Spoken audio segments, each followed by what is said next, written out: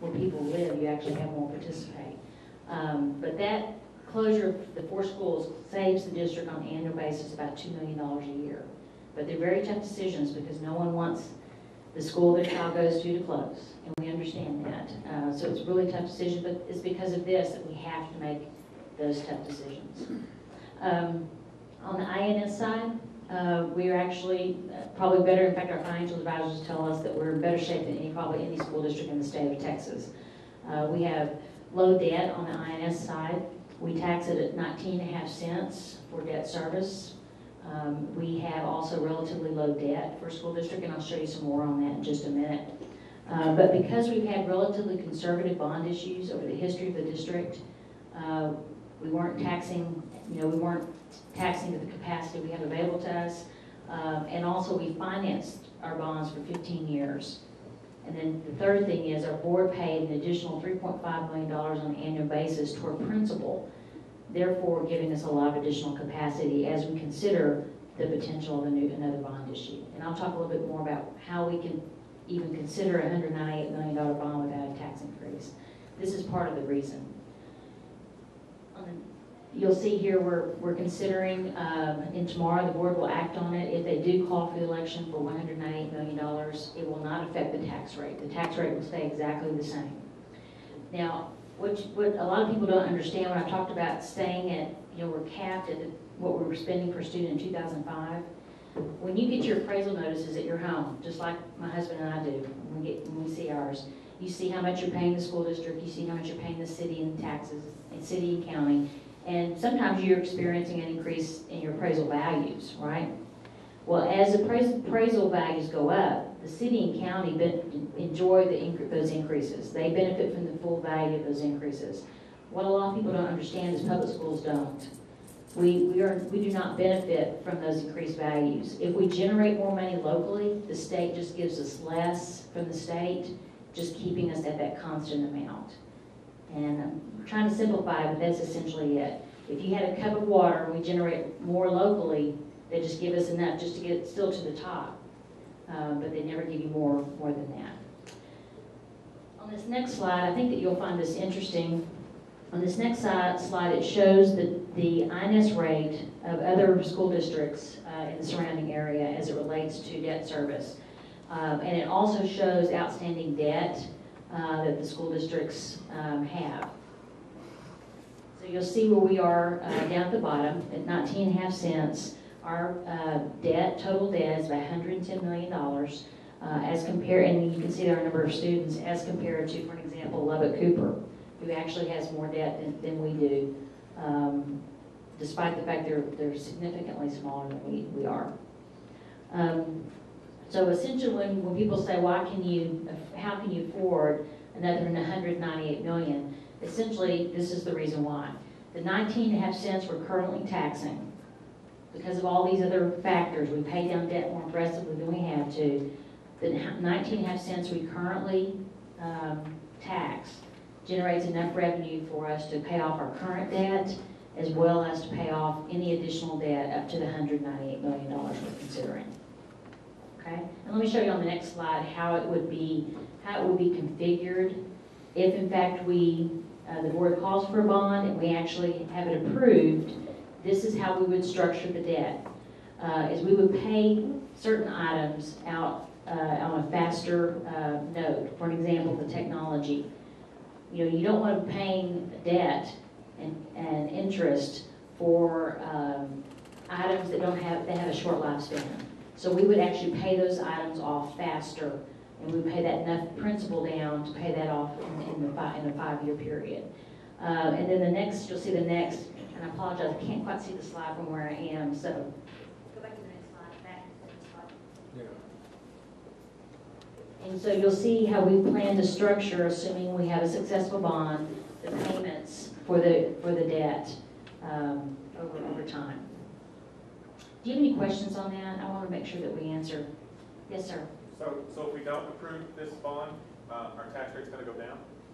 The answer to that question is the tax rate could go down, yes. But the fact remains that we have buildings that are in dire need of new roofs, new air conditioning systems, Back in 1988, this community approved, thank you, that helps me a lot. The community approved putting air conditioning systems in all of our schools. None of them have been replaced since. So we have an opportunity without raising taxes to reinvest in our schools and keep them strong.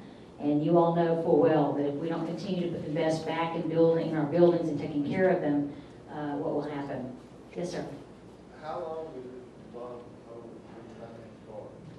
The brick and mortar, as you can see here, we finance for 30 years. But the technology we finance for 5 years. The infrastructure kind of renovations will be for about a 20-year period. So we're attaching the financing period to the life cycle or the life of that particular item. Will it be 40 years? No, sir, 30 years is the maximum. No, we would never consider a bond for 40 years. Yes, sir. On, like he brought up the subject, if the voters say no to this, like they did in shallow water, would that mean you would be mandated to reduce the tax rate up No, to sir. say 7 cents? No, sir. You're not mandated, I mean, your P&I is controlled to where you cannot collect it if you're not servicing debt. Now, the Board of Trustees would have the opportunity down the road to lower the tax rate should they wish.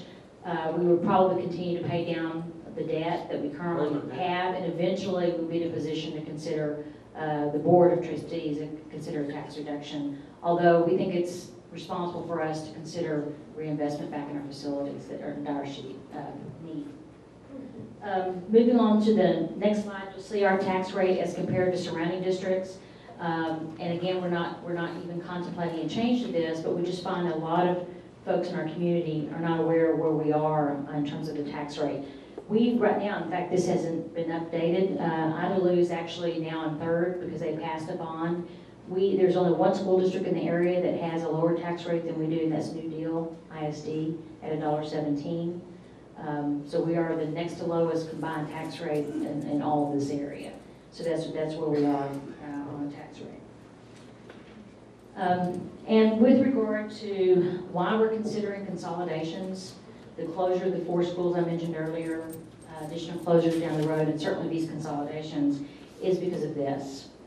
You know, we have great schools, but at the same time, we've got to concern ourselves with providing schools, quality schools, with an economic model that we can sustain.